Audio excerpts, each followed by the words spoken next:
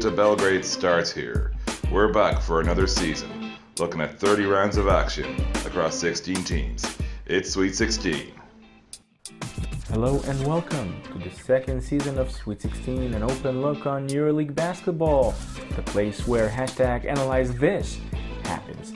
So just before the first episode of the season kicks off, guys, do your thing. You know, that thing that you do when you tune in. Emmett, take it from here. And, well, we're back in Dublin, Athens, and in Tel Aviv as well. Moshe, how's it going? Man, it's been a while. I gotta say, I missed you two guys. I missed this. I missed our weekly basketball talk, but you know, here we are, season 2. You know, with great things ahead. Whether it's the interviews, whether it's the amazing games that we're expecting, but above all the EuroLeague fans. But just before we say exactly what are we expecting, Aris, how are you doing, man? Oh, I'm doing great. It's been a very tiresome summer, and if you are a player of a national team, you may get tired even more during the season, but that's another story. Let's focus on the EuroLeague right now. And yeah, here in Dublin, Emmett here, and I remember saying at the end of Eurobasket, like when I got back it was about 4 or 5 days after I got back from Eurobasket, I was kind of going, given how exhausted I was from Eurobasket, and I'm only a journalist, I can't imagine how tired some of the players are coming into this season. They've had a couple of weeks off, obviously, but the gap isn't that long. So for a lot of the players and teams we're going to be talking about today, they're coming in with very, very little rest. And the way we're going to go about today, just for y'all who are tuning in for the first time, although I know a lot of y'all were listening to us last season, is because it's the first episode of the season, we're going to look at every team in brief, going through in the order of the game. So we're starting off with FS and Real Madrid, and we'll be finishing off with Barca and PAO. Obviously, not every. If we were to do every team in depth in one episode, well, you all would stop listening really, really quick, to be honest. So we're going to sort of blitz through this. Should be a little bit less than an hour, and we're also going to have a little slot later on, about middle of the episode, where Moshe had a really cool interview, but we'll get to that later. But I suppose, Moshe, starting off with the first game of the season, while on the board, there's two of them starting at the same time, but FS hosting Real Madrid. FS lost a lot of bodies. Real, not too much change, but obviously there's no Sergio Yui. I suppose starting off with that factor, like Real, Moshe, probably the more interesting side to look at here, because it's a bit of a new look. They got Campazzo, they got Kozur. There's no Yui for the foreseeable future. And of course, there's this really young Slovenian kid they've got. You know, before I start going on and on and on, as you said, there's no 4-minute mark here for the first episode anyways. But as you can see, guys, first, please pay attention. Your screen is not crooked. It's not broken. It's just us. Yes, a few changes before we start off with Madrid and FS. We've decided to go all audio on throughout the regular season and perhaps the playoff as well. We're gonna give you all the visual you want, all the visual you need in our live episodes during the Final Four in Belgrade, as always. But Emmett, you're right. First and foremost, yes, no Yui for the foreseeable future, which means much more on the shoulders of the young phenom. You know, the not so more kid anymore, the now grown, the now newly crowned, Eurobasket champ. Obviously, I'm talking about Doncic.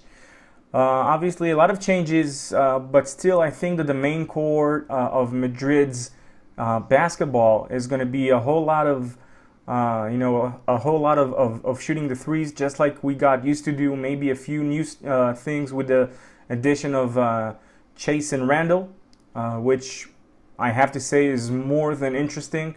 For quite some time, I was pretty sure that TRice would be a nice addition for them after they've lost Yui. By the way, Yui, stay strong, buddy.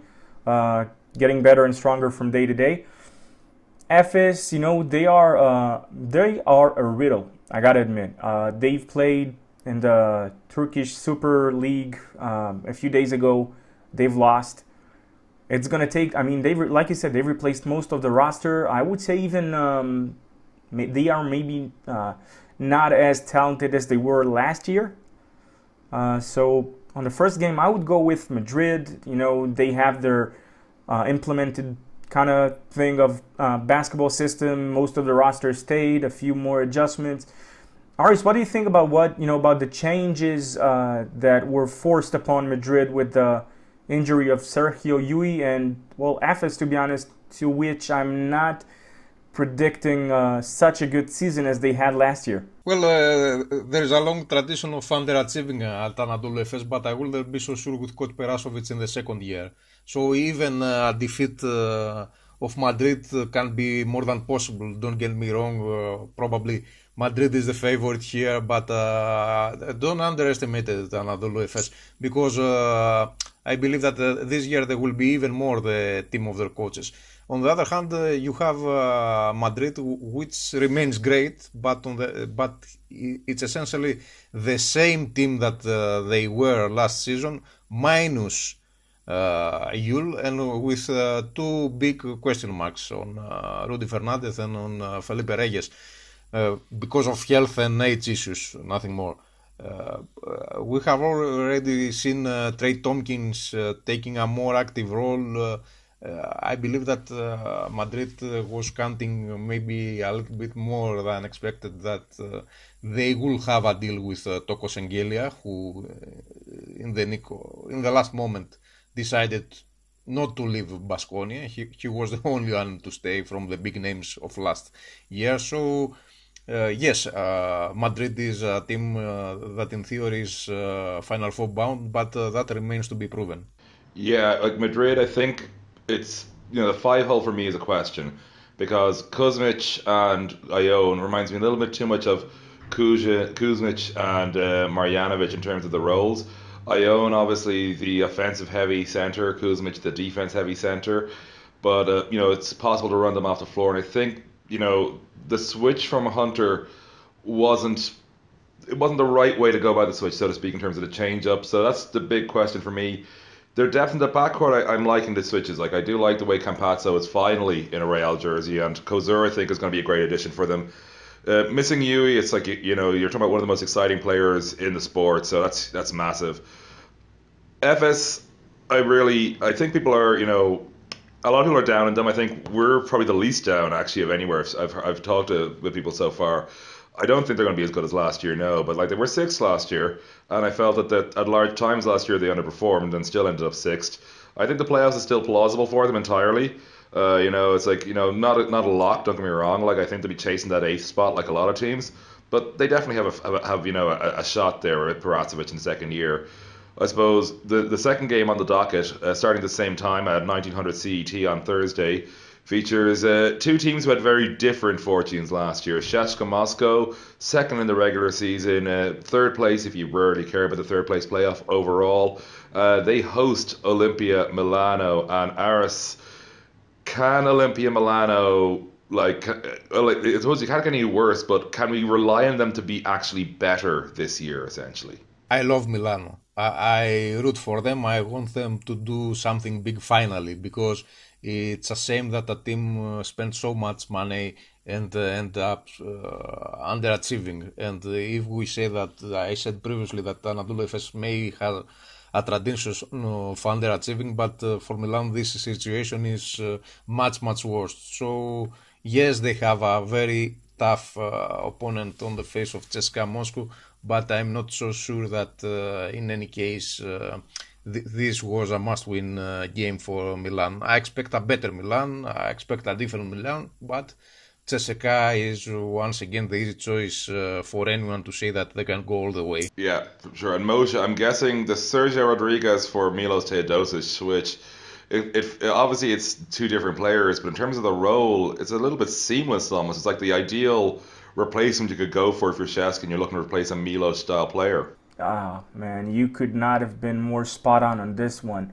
But I want to address a very important issue here, and that issue is, guys, take a look about just take a look on the schedule that Milan has.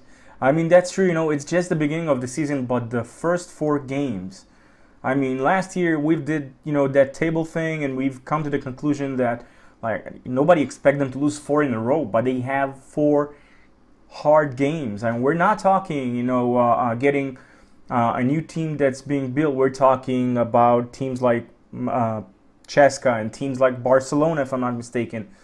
And it's something that could, it could make or break, because it means that you have to go from 0 to 60 in less than 3 seconds, pretty much.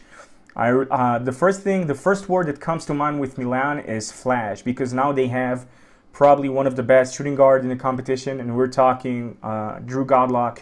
They have a very exciting point guard with Theodore Mbaye, who was a tremendous prospect and had an amazing season last year in Italy. I think, though, with the fact that they've brought Gudaitis, they are missing one Patrick Young, which we've discussed over and over, and he should have had a procedure on his knee during the offseason. The story goes that he's going to be out for longer than expected.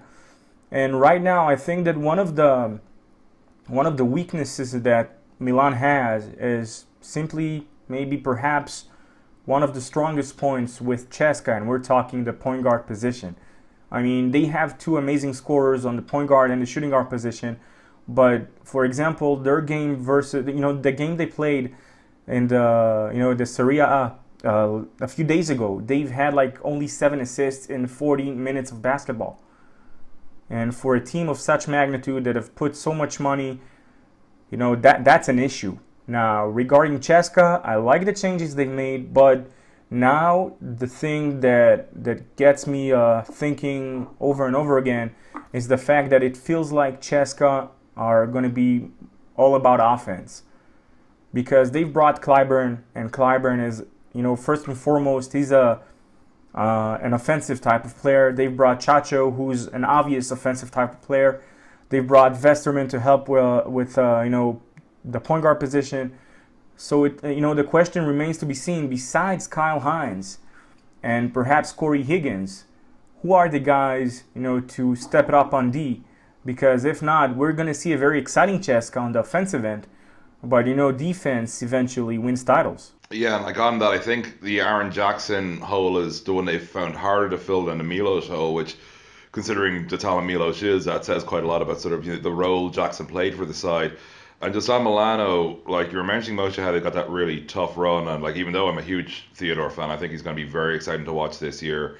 He could be a one-man league pass team. That sort of a start really ruined the home team in the third game we're looking at, Rosa Bamberg last year, because last year Bamberg, really good-looking roster, but a brutal start to the season. They opened the season 2-6, never recovered from that. And they're hosting Maccabi Tel Aviv. And, I'm going to, actually, before I get into emotion, because I know obviously you got a little thing stored, Aris Bamberg, their ceiling for the year, given all the players they've lost. No Kozur, no Meli, no Thijs. What's the best they can hope for? That's a very tricky question, because they have experience and they have the personnel. They have players like Daniel Hackett who are looking to prove something. They have young talent like Maodolo. And they have a great coach in Andrea Tricchieri. I believe that Bamberg will still make a run for the playoffs, and it's just a matter of getting a little bit more lucky this year in order to be there.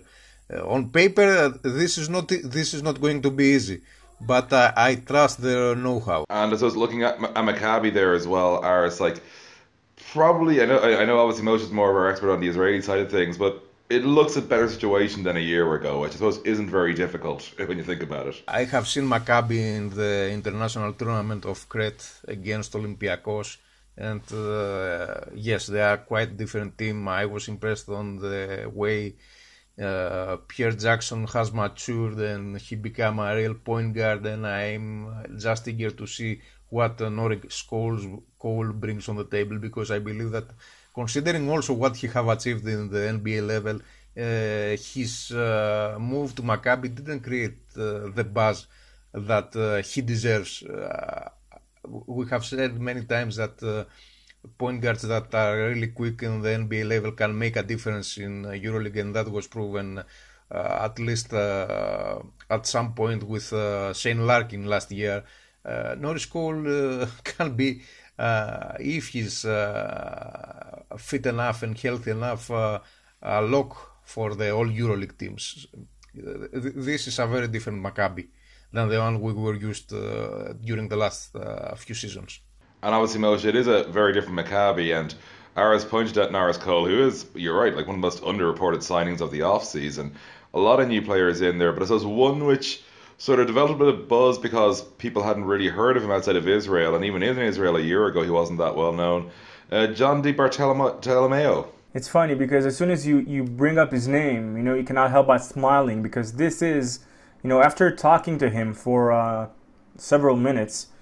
Yes, by the way, guys, the first interview of the second season of Sweet 16 is with JohnDi Bartolomeo. #spoiler. So yeah, he wasn't that known. I mean, 2 years ago, for example, we're talking about a guy that came from Division 3 in the NCAA, then went to the 3rd division in Spain, from there to Maccabi Haifa in Israel. First season was okay, then all of a sudden, he flourished, finished as the league MVP last year, which made Maccabi go all in on him, and obviously he signed. Perhaps one of the most important additions domestically for sure, and I think that Aris would agree he might surprise more than a few people in the EuroLeague. We're talking about a very relentless guard. I mean, he just not knows the word quit. He will come at you, and just like Maccabi, I think that this year they've got a much better character that surrounds them, at least right now. But before we talk about Maccabi, JohnDi Bartolomeo, and Norris Cole, which is, like you guys said, this edition didn't get the buzz it deserved, let's talk Bamberg. I mean, you've mentioned TRice, you've mentioned Melly, but I think that perhaps, maybe the biggest loss yet is actually Darius Miller. Because we're talking about a guy that came off the bench. We're talking about the sixth man that could have made a difference. The guy that had the size, that guy that could knock down shots. He was great. And now they don't even have that wing player. So we're talking about, obviously, as Ari said, Bamberg's season is going to be more than interesting, more than difficult. It's going to be a challenge for the Italian Wizard because, I've been watching them play, and they have a lot of work ahead of them, because at least they've been losing key players from their roster on a yearly basis. So seeing them, true, they have the experience with Hackett and Hickman and with Maodolo, who keeps getting more and more experience and getting better and better. They still have a few problems. Like right now, they do not have a stretch four. So we might expect them to bring a guy of that sort somewhere in the near future. They brought Quincy Miller, who's a more off-the-dribble kind of guy and less, say, a stretch four. It is uncertain where are they headed right now, both sides. But Bamberg, it just, it feels like they are not as good as they were last year, and definitely not as good as they were 2 years ago. So I'd say a lot of work for Andrea Trinchieri, and I will never put Bamberg down. They are fighters. There's Frick City. So we'll just have to wait and see how their season progresses. About Maccabi, I think they are going to be one of those teams that are going to be in the mix for that playoff spot eventually, because material-wise they have the potential. And it looks like it. It's not just a vibe that you get from looking at the team, because we've been watching them for 5 games in the Winter Cup. 3 games in the Winter Cup, 2 prep games in the domestic level, and then the Crete tournament. So we're getting the vibe that I'm not saying that old Maccabi is back, but they've made a few good steps towards that goal. And from that goal, guys, here are 7 minutes or maybe a bit more with Maccabi's, one of its newest additions. Here's John DiBartolomeo. So, John, first of all, welcome to Sweet 16, to our EuroLeague podcast. Oh, thank you. Thanks for having me. Well, let's start off by asking, we all wanted to know, like me, Emmett, Aris, who is John DiBartolomeo? Who is John? Yeah. Pretty simple guy. I enjoy, obviously basketball is a love and a hobby of mine. Outside of basketball, I'm very close with my family, and I like to hang out with my girlfriend, watch TV, hang with friends, keep in touch with people from home. Other than that, yeah, not too complicated. So far your career was somewhat amazing. I mean, you were in Division 3 in college, right? Yeah. Then Division 3 in Spain. Yep. Then Israel, coming as the league MVP last year. Tell us a bit about this process. I mean, it's not that common to see a guy that's working his way up from, pretty much every year. It's been a ride. I think of myself as very lucky, and I was in good situations, each of my years. That's why I was able to not only improve, but have an opportunity. I think that's, I think especially at this level, you get guys who, everyone is talented in their own ways, and it's all about, opportunity and making the most of it. And, I was very lucky, and that's why I've been able to climb, these past few years, and, I'm just thankful. What can you tell us about yourself and social media? I'm not very big on social media. I look at it and stuff like that. I'm not one to post. I'm not sure why. I never really got into it when it started getting popular, and then it just became a habit of never posting. I don't know why I'm that way. It just happens to be that way. I should probably be a little more active, especially with its growing popularity and being on bigger teams, like teams that play throughout Europe. But it's just not. I guess it's just not me, and it's hard to change. After a Winter Cup game, we saw our social media department have spotted a video with you in it, relaxing on a couch, and you watching the game that you've just played in. Right. What was it exactly that made you want to do this, like right after a game, relaxing, watching the game all over again? I like watching basketball, and especially being able, it's not. It's always, when you come off certain games, there's just always things you can learn, and I think it's important to stay humble, especially when you're winning and the team seems to be doing well. There's always things you can work on. I think that's, even the more important time to criticize yourself. Not criticize, but be hard on yourself and look for the areas in which you can improve, because if you're not improving, then those wins are not going to continue. What are your goals individually and as a member of the Maccabi team, and also what can we expect from you in the EuroLeague? As a team, I think we want to. Every team's goal is to improve every day, be the best they can be, and get better as the season goes on. I think if we do that, it's a good goal of ours, to make the playoffs. I think that's where we want to be. Individually, my goals every season I don't think have changed dramatically, and it's to improve. It's to grow in a different way, as a basketball player, on and off the court also. I think, being in Maccabi is a great opportunity to do that. We have some great coaches, amazing competition. Playing some of the best basketball because, I practice with some of the best players I've ever played with. As for me in the EuroLeague, it's yet to be seen. I've never played on that level. I'm looking forward to, get the opportunity to. And, I'll just do my best at what is asked of me, and that's all I can control, and that's what I will focus on.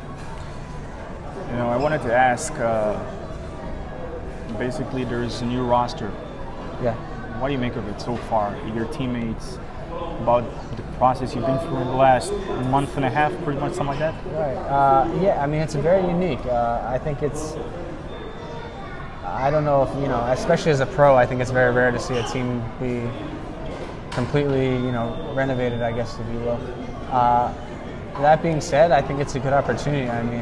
We're all coming in, we're all on the same page, we all get to learn and grow together, and what's going to be key for us is chemistry, and I think being put in this situation where we're all going to have to grow together will just help us in the long run. It might be a little, choppy at first, but I think that's normal with any team, especially one that's, just been put together. But I think if we overcome it, which we can, it'll just make us better. Domestically, you've definitely made a name for yourself in Israel. Is it something we can expect from you to do the same in the EuroLeague? I mean, it's hard to compare the EuroLeague to the Israeli League. The Israeli League is good. It's a very solid league. The EuroLeague is, arguably the best outside the NBA. So I think with, the rules of each league, I think my role, might change a little bit here or there. But it's too early to say. We've played, 2 European games. We've been playing out without 3 of, our top players, and we're all our guards. So it's yet to be seen. But at the end of the day, like I keep going back to, control what you can control, and I'll do my best when I'm out there, when the time is called on me, and that's all I can do. So first, I want to say thank you so much for joining the first. It's the first episode of the season in our podcast. Oh, great! And again, thank you for being with us. Mm-hmm. And just before we went to that interview Moshe had with John Bartolomeo, we heard the alarm in my office, which you might hear once or twice more during the recording because, well, security, it's great. Now we move on to Piraeus and Olympiacos, a side who managed to make it to the championship game last year before falling to Fenerbahce. Few changes in the off-season, but I think the consensus across Europe has generally been Oli look in pretty good shape going into this season. But I suppose the main man in this podcast to ask about that is, Aris, do Oli look in good shape going into this season? In theory, Olympiacos is better than ever. The roster of the team is so good that you have either Dimitris Agravanis or Yorgos Bogris, the center who was the best in last season's Champions League, being out of the active roster in every game. It's amazing how much talent there is at Piraeus. And I have read even somewhere that on paper maybe Olympiacos is the favorite to go all the way. I disagree. That's not the case. Olympiacos still has, until proven otherwise, to be as good as Spanoulis is. Spanoulis is going to be the key for one more season, even though this year there is Brian Roberts, who is amazing, and there is Yannis Trailenks, who in the first game against Panathinaikos, in the first big game of the season, was not that amazing. Of course, he has proven what he can do. He comes from a great Eurobasket tournament. What I'm saying is that Olympiacos, for the first time in recent years, has more than a few new faces in the roster, and this might take a little bit time for all of them to glue. And also, it's not a surprise anymore, but keep an eye on Nikola Milutinov. Milutinov is NBA bound. He recently signed a new contract with Olympiacos, but probably that just secures the buyout that the Reds are going to get from the San Antonio Spurs. He has improved drastically throughout the summer. He's ready to be the most dominant center in Europe, and this is not an exaggeration. He had some amazing preseason games, and he is going to be a real asset this year for Olympiacos. Just to back up what Aris said, because I know our buddies in the EuroLeague Adventures podcast, Austin Green, said a similar line to yourself about Milutinov.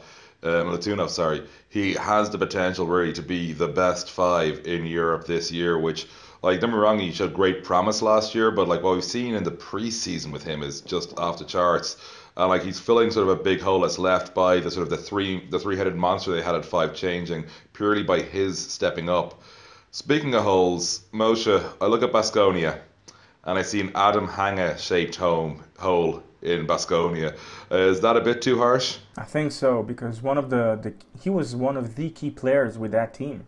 We're talking about the best defender, maybe not the most consistent shooter, but without a doubt, he was one of the guys.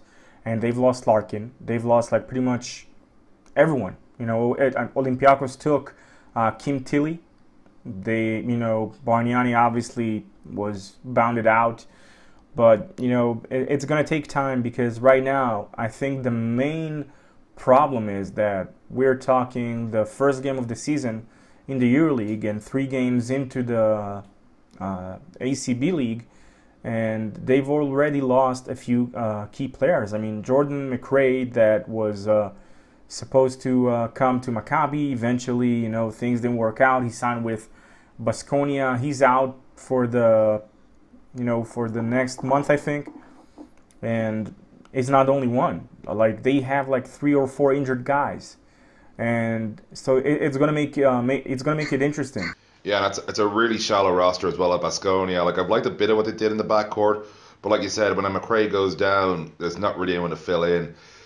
I think Pablo is going to get a lot out of these guys. It's his first season, obviously, as a head coach, but seems like he's got the head in the right place. Now, whether that turns out on the court is another matter entirely. It's going to be a tough ask for them. A team which I think we've seen the most division of in terms of the analysis across Europe going into this season so far. They are the reigning Euro Cup champions, and they will take on the reigning EuroLeague champions on Thursday, Unicaja Malaga.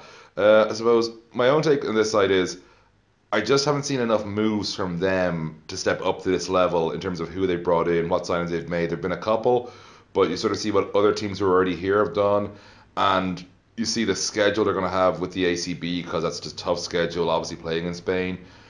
I think it's going to be a tough season for Unicaja, but they're playing Fenerbahce on Thursday, which is always a game you're going to get up for, home opener in EuroLeague.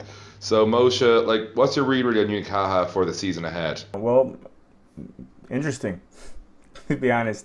I do not even dare to try and predict. They've made a few interesting adjustments and obviously additions with James Augustine. They've kept, I think, most of their backcourt with what they've had. They're coming as the Euro Cup champions, but no one is going to, obviously no one is going to look down on them. Everyone understands that, with Coach Plata, he was always a fighter. He may not have, throughout history, I would not say that he always had the flashiest roster or whatever, but his teams always competed. They were ready to compete. They were ready to fight, regardless of their rival.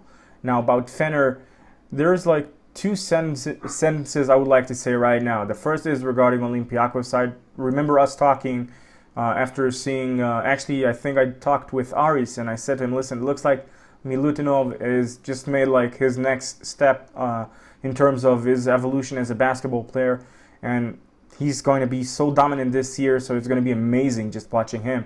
Now, back to Fener. We've all said that, as soon as the last episode from Istanbul of Sweet 16 ended, we've said that the quest for LaZaxima starts now, and boy, did it ever. With the additions of Wanamaker and Nicolo Melli, as if the roster was not star-packed already. The thing that I do concern is with their shooting guard position, because of the loss of Bogdanovic that could have played both point and shooting. But I'm guessing that with the additions they've made, perhaps we're going to see Wanamaker playing at the shooting guard. He's going to be as an off guard, and getting such a guy with such size and defensive attributes is going to be amazing watching him play there. So I don't know, in regarding to what spot they're going to finish. Easy playoff seed. Basically, I think that for me right now, they are perhaps the only team that I give them Final Four appearance from right now, from this moment. I'd be looking at Fener as being probable Final Four side. Of course, Aris, the 2 big questions is the losses of Bogdanovic and Ekpe Udo, 2 huge players for Fenerbahce in very different roles naturally, the 2 and the 5. How do you feel about the way they've adjusted in the off-season sort of to rebuild this roster after their championship season? They really don't have an answer on how you replace 2 players of that stature who both signed in the NBA. But Fenerbahce did a more than a great job by finally getting on board Brad Wanamaker, who was also flirting with the idea of returning to the NBA. And the big question is what will happen near the paint. That's at this point at least, I believe the main concern of Fenerbahce, because there is also the decision to cut Pero Antic from the team, which is understandable because Pero Antic last season didn't have the impact that he had the previous one. There is Jason Thompson, who is learning how to be not an undersized center, but a versatile big man in Europe and trying to fill Ludo's shoes. There is Nicolo Melli, who is a very different center in some game conditions that the one that you may expect to see. I believe that the front line is still a work in progress, and I will not be surprised if even Ahmed Duverioglu gets some meaningful minutes at the start of the season, as the team will be trying to build its own chemistry. Before we move on, I just want to add something. I mean, it is obvious. Let's admit it right now. Looking at the roster, I must say that we should not compare between Ekpe Udo and Jason Thompson, because Jason Thompson was, throughout his career, was more of an offensive ticket rather than a defensive one. So I think the addition of Wanamaker is, in some ways, is trying to hide like the disadvantages and their weaknesses and their big men's defensive style, because Wanamaker is, one thing we can say for sure about him is a great defender. So they've replaced a D-oriented center with an offensive one, because we have to look at the situation of the market. And Bogdanovic, well, he's a whole player, he's a complete player. So the closest thing you have for replacing him was actually Wanamaker. Now, from Zoc's style of game, I'm more expecting to see a much more pressure on the ball and perimeter defense with the guards rather than with the bigs, like we saw in the Final Four with Udo locking the perimeter down throughout the entire tournament. But let's see how it goes on. And Emmett, take us please to our next game. Yeah, well, I just want to last line on Fenerbahce is, I suppose what I like most with the moves is they haven't tried to replace the players, they've tried to replace the production of those players, because they realized straight swaps weren't an option. So they've tried, now whether it succeeds, and that's another debate entirely, but they've tried to sort of find ways to fill in what those players brought, I suppose, directly to the table. And, well, we're getting to, they're going to be fun, whether that means they're going to be great or bad, it doesn't matter entirely, and quite often I think they will find a way to be both. Khimki, Moscow region, because you got Alexei Shved here, which means you're going to have some bizarre games, in a good way at times, in an awful way at others. They're hosting Valencia in our clash of two teams who were Eurocup last year. Is this a Khimki side that's finally ready to make a playoff run in EuroLeague? If you are searching for a dark horse to root or to bet on, I believe that Khimki should be the natural choice. They have a stellar recruiting throughout the summer. They have made also some moves that are not getting the attention they should. And I'm speaking mainly about Thomas Robinson, who is, I believe, maybe the biggest name that left the NBA this season in order to play in the EuroLeague. And it's a fact that when Coach Bartzokas has the ability to recruit the players that he likes, he gets results. That's what happened in Lokomotiv, where he left Cuban and Malcolm Delaney ended up in the NBA, and Chris Singleton had his own limit up in the EuroLeague and became a star in Panathinaikos. And I expect from Khimki to repeat at least some of the success that Lokomotiv Cuban had. I just want to ask you guys, when you hear the word, when I say Khimki, what is the first word that comes to your mind? Inconsistent. I believe that you are talking about Shved, okay, not inconsistent. No, I'm actually talking about balance. No, I mean Khimki before Shved, to be honest. I think Khimki throughout their last, few EuroLeague stints, even before they signed Alexi, I just couldn't trust them that much. Well, I mean, think about it this way. First, like Ari said, Coach Bartzokas got the respect he deserved. He wanted a player, he got it eventually. I think that perhaps the signing that's going to make the entire difference is with Thomas Robinson, a player that I think perhaps half of Europe was after him. But the reason I said balance is such. They have probably one of the best offensive weapons with Alexei Shved, right? But alongside his offensive attributes, we're getting Jenkins as a defensive guard to balance the backcourt. We're getting Tyler Honeycutt to stabilize the defense from the wing. We're getting Thomas Robinson, who's a defensive ticket. So it means, they have a lot of guys. Some of them are the hard workers to do all the dirty work. Some of them are the flashiest players on the offensive end. A lot of interesting players, and I do believe they are a balanced team. And especially as Ari said earlier, the fact that they've brought, think about it. Coach Bartzokas always thought about defense, and that's what we're going to see, I think, from Khimki. And do take into consideration that because of their offensive weapons as well, we're getting a team that's going to find it extremely easy, pretty much almost every night, getting to the 80-point mark. Yeah, and of course, the thing as well as got to bear in mind is Alexei Shved is fantastic at getting to the line. He's shown that really sort of, developed that part of his game as well over the years. He's always been good at it, but he's been getting better at it. The team they're playing, of course, in that game on Friday, Valencia, the champions of Spain, first time in their history last summer, an extraordinary 3-1 series win over Real Madrid.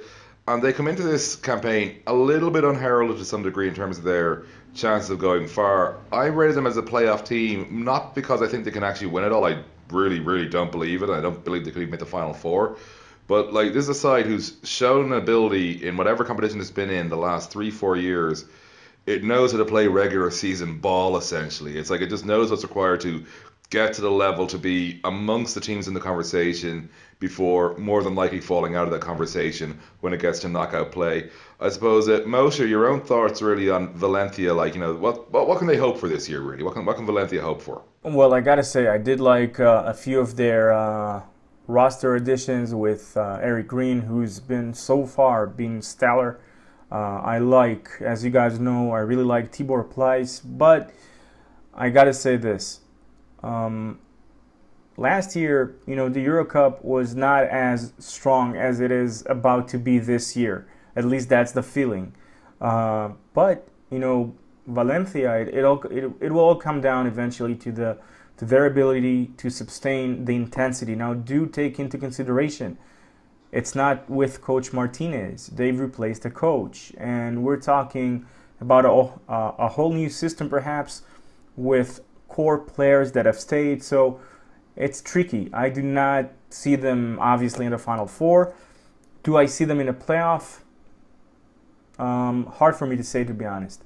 Right now, I would go with them for around the 13 seed.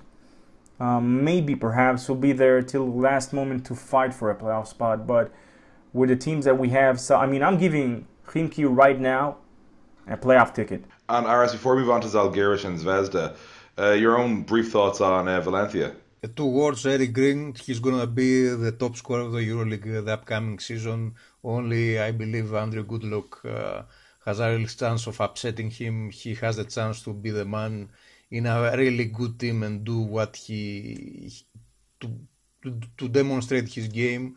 If they finally reach the playoffs, because they will make a run for it, then Green will totally be the top scorer of the EuroLeague. And as I was moving on to Zalgiris, obviously there was talk each of the last 2 seasons that maybe Sarunas Jaskovicius would go to a higher paying job, at least definitely a higher budget job in terms of the players they can attract. He stayed with them again. Pardon me. I suppose once again the roster has been rated in terms of the best pieces. A great counter for Lukas Lekavicius, obviously PAO. Aris, Zalgiris, obviously there's certain advantages they will always have no matter what the roster is. But should we be a bit worried about them this year, considering last year there wasn't that much hope for them, but they still managed to put in a very good season despite not making the playoffs? What are you thinking about Zalgiris for the year ahead? In theory, and on paper they are a better team compared to last season, despite having the usual financial issues that teams like Zalgiris have. However, no matter what happens, they will be Sarah's team. If Saras gets his new players on the same page, I can see them making again a playoff run. I'm not saying that they will go all the way, but Saras has almost any tool that he really needs in order to succeed. Maybe he needed a little bit better front line, but I'm not counting them out because Post, Kevin Pangos, Axel Tupan, of course Paulius Yankounas and Vasilije Misic can create something really good. Add to that Aaron White and Edgaras Ulanovac, who had his breakout season last year, and maybe this version of Zalgiris is the best that comes to mind in recent years. And of course, Edgaras Ulvanas, arguably Europe's greatest rapper, based on what we saw in that EuroLeague promotion video. Great work by Javi Ganchedo and the guys on that, I gotta say. Moshe Zalgiris, what do you think? Coach Sharas, Coach Sharas, Coach Sharas. It will start there, it will end there. It's, it is remarkable, the amount of influence that he's going to have on it, because, as you guys said, Žalgiris never had the biggest of budgets. They've had sometimes financial issues, but they've got one hell of a coach. And, it is what it is. D-Boss is going to be great. My question marks are regarding the depth issues, because true that they've lost some key players as Lekevicius, who, made it to Panathinaikos, Vesterman, who made all the way to CSKA. Again, we're talking about a whole lot of teams that were practically built from scratch. I mean, Žalgiris lost Brock Modem, and they brought who was it? Aaron White, I think. Yes, Aaron White. Yeah, so I'm saying a lot of changes. So it's going to take some time to figure out what are they going to look like. But as you guys said, one thing is for sure, they're going to look the exact way that Charas wants them to look, because his teams have the tendency to play the way that he wants them to play. And last year, he was not that far away from making it to the playoffs, and therefore I shall not rule Žalgiris out. And before we go on to Zvezda, my own thoughts on Žalgiris, they're going to have that sort of chip on their shoulder, underdog mentality no matter what. And I got the guys they brought in, like D-Boss, who wants to sort of make that step up as well, who's shown the talent that he can do it. They're the right kind of guys for what Sharas wants to do. And I'm sure by mid-season we'll all be talking about, I wonder who's going to come in for Sharas at the end of the season again, no matter what Sharas actually decides. Zvezda, massive clear out of talent. Obviously last season, on the last day of the regular season, they missed out on their chance at the postseason, losing at Dashka. Some serious losses on the personnel department in the off-season, it's got to be said, and including, of course, the change in head coach. The arrival of Pero Antic is going to be interesting. The arrival of Matheus Lesor is going to be really interesting for me personally. I think he's a very interesting young man to watch on the way up. And I suppose, Aris, Zvezda, can they do it again after another year where they have to rebuild so much? No. I believe that on paper there is no weaker team at this point in the EuroLeague compared to Zvezda. I really hope that coach Alibijevic does something that it's not expected from the team and create a unit that can turn heads around, but they have lost a lot of talent. They have a very explosive but raw player in Matthias Lesort. They have some experienced guys like James Feldin, like Pero Antic, like Taylor Rochester, like Marco Kessel, but I believe that the local talent is the issue this year. They are missing the good Serbian guys that were not only the core of the team, but gave crucial solutions to games that really mattered. I'm not saying that Zvezda is not going to fight, they will. But the fact that throughout the season they were also battling with financial problems, something that was finally revealed at the end of the season, after the end of the EuroLeague campaign, really hurt the team. And we will have to see how this thing will affect them also this year. And Moshe, like I'm kind of with Aris in this one. Much as Zvezda fans love it normally when I pick against them, obviously based on last season, I do, Sam. And obviously all the rest of y'all.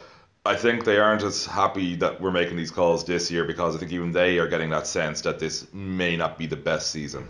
Last year we were I think the best jinx in town. Hands down. We were the best jinx in town in regarding to Zvezda's results.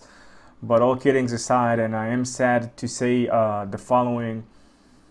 I mean, even though that I like some of the players there, as he said, Lazord is somewhat of a raw talent. He reminds me in some aspects, Patrick Young, maybe in frame, maybe in some other aspects of the game. But I do not see them making it to the playoff fight, and I'm very sad to say that because they've somewhat had some sort of a tradition.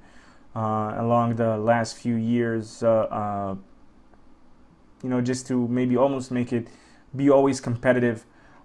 But, the financial crisis and, the insecurity that they were facing just killed them because it meant that they've started building the roster in a very late stage. They've lost their coach. And I am intrigued with their new coach. But I just don't see them make it. I'm sorry. It's sad because we've always loved a full house at the Combank Arena where we will attend during the month of May, for the very least. Again, I mean, I'm sorry that I don't have any optimistic analysis, any optimistic prediction for the future of Zvezda in the EuroLeague, at least for this season. And that, I suppose, on a slightly happier note, we're going to move on to our last two teams. A team which I think it's fair to say is looking in better shape than it did last season because last season, and it was really a carry-on from the previous season, was a disaster for FC Barcelona. The one and done year for Georgios Baristakis could hardly even be lumped mostly on that coach. There was clear organizational roster issues, ridiculous injury issues, and there's been a massive amount of change. Obviously, Sito Alonso is now in as coach. He's brought along Adam Hanga with him from Baskonia, and we have quite a few interesting other signings there for Barca. Aris, I'm putting them down as a playoff team right now. I think they look more of an actual team than a bunch of guys, which is the big reason. And I think they've shifted some dead weight. Should we be a bit more confident in Barcelona this year? Yes, I don't see them this year missing the playoffs, especially after last season's experience. And to be honest, the roster is much, much better. It's as simple as that. On paper, this is a Final Four team. And the addition of Adam Hanga gives them something, that they didn't have last year, and maybe they didn't have since the days of Pete Michael. Forward who can be the glue guy in both sides of the floor and do all the little things. This was missing in the recent editions, or in the recent versions of Barcelona, and Hanga brings it to another level. And Moshe, obviously, Hanga's a huge signing. Overall, do you think, Barca just look better? I think it's sometimes a team is just really, it's a simple story to look at. I think, is it as simple as we're saying that Barca are just going to be a better team than the Barca of the last two seasons? Well, without a doubt, the addition of Hanga is amazing. But, Hanga is one of those very few small forwards that we're expecting to enjoy this year. Deshaun Thomas, for example, for Maccabi, I am expecting from him to do nice this year as well. And so from James Anderson / Tyler Honeycutt, because the more and more we are getting into the evolution of basketball, it looks like as if the importance of a great winger, the small forward position, is decreasing. And that's why I think like these guys that I've just mentioned their names, they can be game changers, because Deshaun has the size, Hanga has the the defensive abilities, such as Tyler Honeycutt, and these guys can make a difference. For Barcelona, I wouldn't go this far in saying that they are a Final Four team, especially because they have a lot of issues in front of them. I would like to see them go through a season with a minimal amount of injuries, because last year we've seen players that were injured 3 times, such as Justin Dolman. They've lost Ribas at the beginning of that season. So first I would like to see them healthy. Now, I know that we haven't planned it, but we got to address the TRice issue. We've been all about talking the good sides of basketball, but eventually, without the players, we don't have any sport. And we love basketball. So I do believe that this is an issue that we should address in a way. I do think that the way that this entire story broke out, or the way it developed, it should have happened like that. It's like we've criticized Panathinaikos with their bus incident last year and some other stuff that have happened.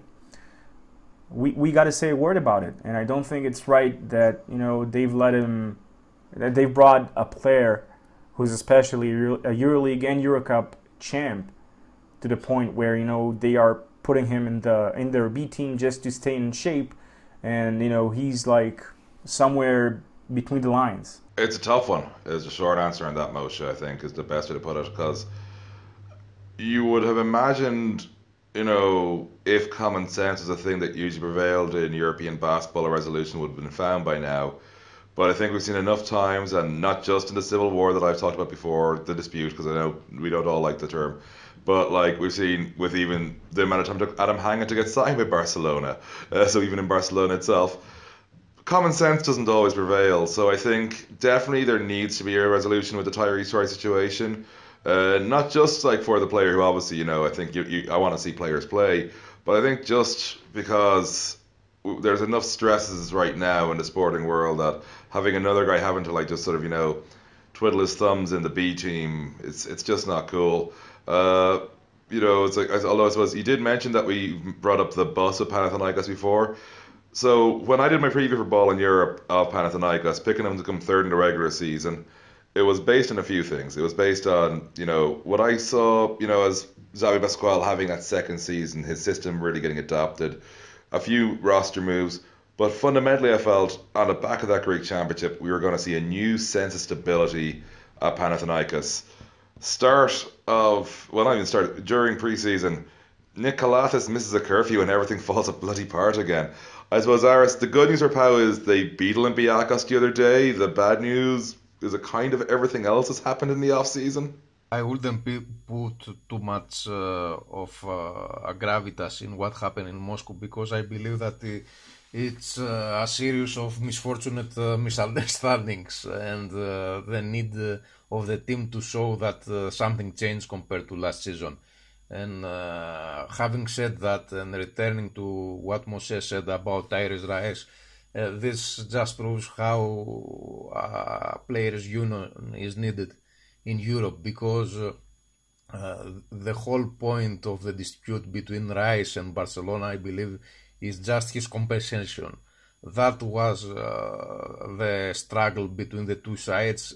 That was the reason why Rice didn't end up with Maccabi, and he has the right to defend his contract, and the problem is that his contract is not clear enough in order to preserve him with a roster spot in the EuroLeague, or at least a decent pay, even if he doesn't have the right to play in the same competition. He has to try and stay in shape in the second team, and I don't see where the strategy will end up, because in the end Rice will get his money, and Barcelona can only say that they revenge him for, I don't know for what, maybe for not agreeing on a buyout. Speaking about Panathinaikos, this is going to be Xavi Pascual's team. The additions that were made were made with Pascual's approval and with him having in mind a specific type of game that he wants to play. That's why a player like Lekavicius was added, and not, let's say, a big-time player, a big name that could create some buzz. Pascual has very clear ideas about what he wants to play, and this was proven again against Olympiacos. The question is what will happen if minor incidents like the one that happened in Moscow take that kind of publicity and press. Because what happened in the end in Moscow was that 4 players dined together and ended up in the hotel a little bit later than expected. I don't think that this is an incident that should create such a fuss. However, after many much more serious nightlife incidents last year, Panathinaikos is trying to put an end and draw a line in the sand. I'm not so sure if this is the right tactic. It will, and ultimately everything will be decided on the results. What I have to say about Panathinaikos, and this is strictly something that has to do with basketball, is that no matter how good Delmon is, I don't think that they have replaced Mike James, and in the long run this may hurt them. Okay, so I gotta say first about Panathinaikos. They've made their changes. Coach approved them. Now they got some serious issues because true that they've kept some great guys. I do believe that Mike James' absent is going to prove too great for them, because with all the respect to Denman, I mean, think about it. Denman came for Fildane. Still, Panathinaikos, I mean, they've made changes in the 5 position. Something just doesn't add up for me in terms of the roster. With their coach, I'm expecting Panathinaikos to make it to the playoffs. Am I expecting them to make it to the playoffs from the number 3 seed? Definitely not. I think that they should see themselves as the number 7 seed, perhaps maybe 6th. And you know what? In certain situations, I will to be honest. None of the potential scenarios will surprise me right now. And do note that Lekavicius, he's been out due to a broken ankle he sustained in practices with his national team. So it's going to take him some time to get into the rhythm. And we are talking a floor general that can score as well. And when we're talking guards, sometimes making them a part of a cohesive unit proves to be simply too much if they, if it takes them too much time to just start training. And, the first game of the season is already ahead of us. We're talking in 24, 36 hours, whatever time is left for the first tip-off of the season.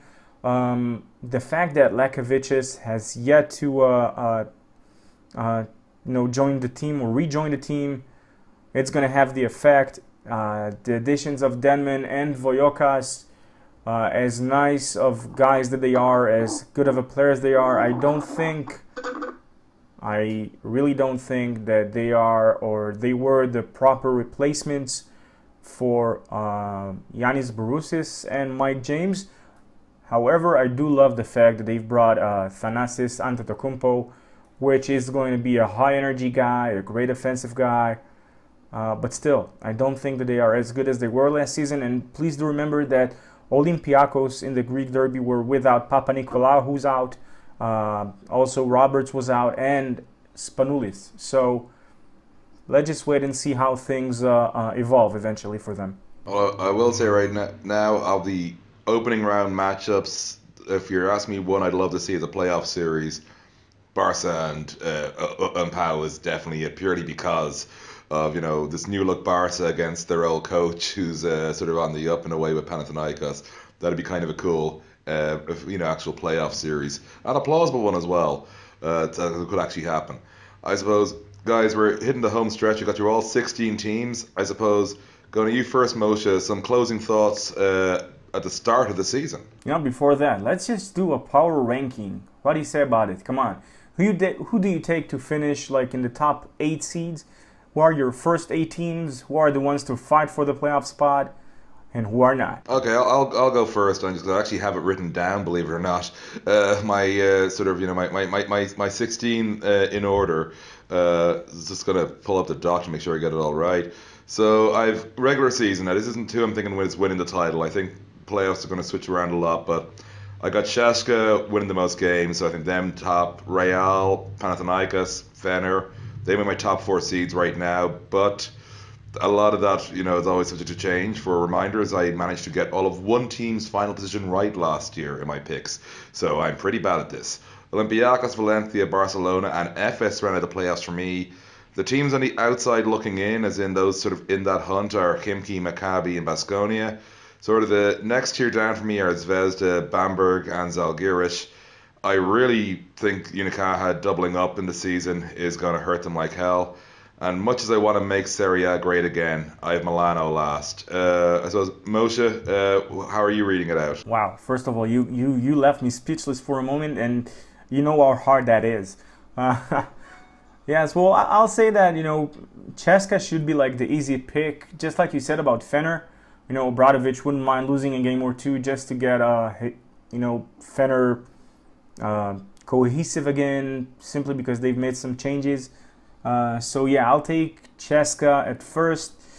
I would take, Olympiacos perhaps at second, because I really like the roster they have.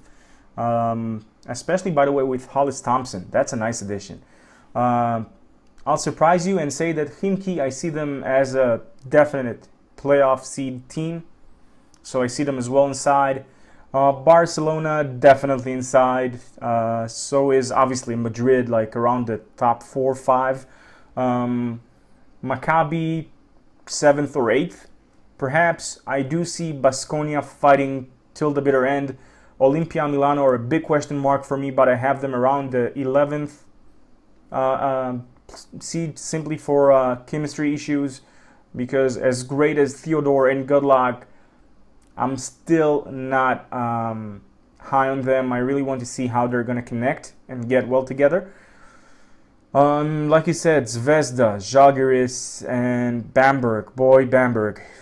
I see them like closing the list pretty much. Panathinaikos, somewhere between 7th and 9th. But, that's it for me, I guess. Aris, take us home. I believe that finding the top 7 teams is quite easy. You have to go with CSKA, Fenerbahce, the 2 Greeks, Olympiacos and Panathinaikos, the 2 big Spaniards, Barcelona and Real Madrid. And also, I believe that Khimki will be in, because they have the coach and they have the roster. The 8th position of the playoffs, it will be decided, I believe, again, maybe in the last week of action. At this point, I believe that Maccabi has the advantage. Probably over FS and probably over Bamberg.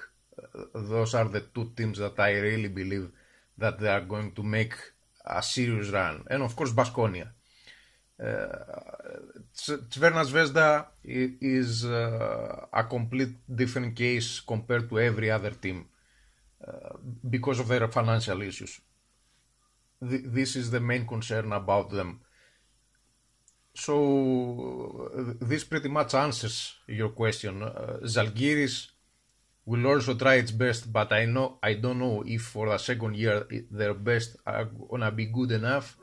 Unicaja and Valencia don't have the recent experience of playing in the EuroLeague and having all those games, all those trips around Europe, and all this competition against them with games in double weeks. So this gives them, in theory, a disadvantage. Also, I would like to see Milano in the playoffs, just for once to see Milano against in the playoffs. They have been there back in 2014, I believe. Am I right, Moshe? When Maccabi won the title. Yeah, that was your last playoff trip, yeah. Yes, I would really like them to be that good, but they have to prove it. That's why I'm keeping one playoff spot open.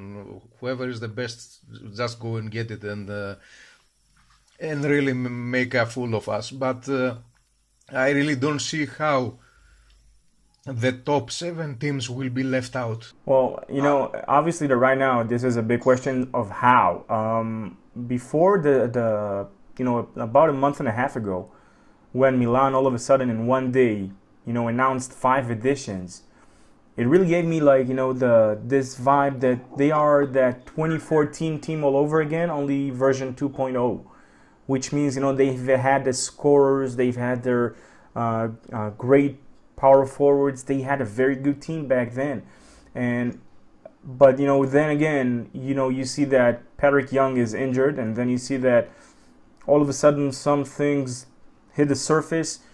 So again, I love Theodore, I love Good Luck. I would love to see how they coexist and who's going to be the true floor general, because if they're going to finish a game in which they've only passed 7 assists, if that's going to be their only distribution, then they are, they will go down for a fact. But, I wish for them to prove us wrong, because it is what it is. I do, however, fear that one of the top 7 teams that would have been an easy pick for each and every one of us, like you said, the 2 Greek teams, the best 2 Spaniard teams, but somehow, some way, I don't know how, perhaps one of them is going to be out. It certainly happened last year with Barcelona, of course. I suppose given we've edged past the hour mark, and that's not even accounting for our little interlude with Mr. De Bartolomeo earlier. So let's move on to our closing thoughts. I suppose, Moshe, the one thing you are looking forward to most in the opening round? The tip-off. Simple as that, the tip-off. Because that means that EuroLeague is truly back. And that's it. I mean, I cannot put it any better. Obviously, the second episode of Sweet 16, but that's about a week ahead of us. Aris? I don't have an answer yet. The hipsters' answer will be the Khimki versus Valencia game. But I'm really eager to see Barcelona against Panathinaikos. Yeah, I think that Barca Panathinaikos one, it's got a real good chance of being sneaky good. That one jumps out to me, and that for me, I'm going to go with that one as well, definitely. As my what I'm looking forward to seeing, and also it's the most convenient time for me to watch a game this week, which is even more so. So I'm going to give you all the farewell from Dublin. To keep in touch with me, it's as always at BIE_basketball on Twitter, Ball in Europe on YouTube, and of course ballineurope.com. Aris, where can everybody find you? At Eurohoops.net, and if you are misfortunate enough to watch Greek television, you can also see me at Cosmote TV. And Moshe, take us out. Follow me at MosesB1. I am Team Scout and TeamScout.net. And from us all in Dublin, Tel Aviv, and Athens, guys, have a great opening EuroLeague game day. And till next time.